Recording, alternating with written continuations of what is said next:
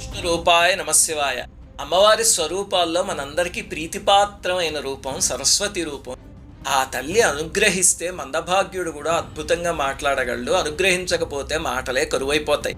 రామాయణంలో కథ ఉంది. రావణుడు, కుంభకర్ణుడు, విభీషణుడు ముగ్గురు బ్రహ్మగారికి ఘోరమైన తపస్సు చేస్తే రావణుడు వరాలు కోరుకున్నాడు. అవి లోకాల్ని సర్వనాశనం చేసేందుకు అనువైన వరాలు.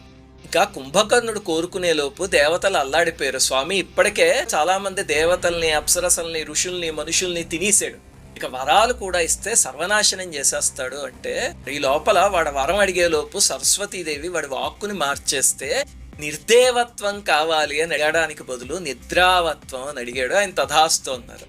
అప్పుడు ఇంక నిద్రపోవడం మొదలుపెట్టాడు. అమ్మ అనుకూలించకపోతే అలా ఉంటుంది. మరి అనుకూలిస్తే ఎలా ఉంటుంది అంటే, దేవీ భాగవతంలో ఇంకో కథ ఉంది, యాజ్ఞవల్క్య మహర్షి కథ. యాజ్ఞవల్క్యుడు 3 వేదాల్ని 3 మహర్షుల దగ్గర నేర్చుకుని వైశంప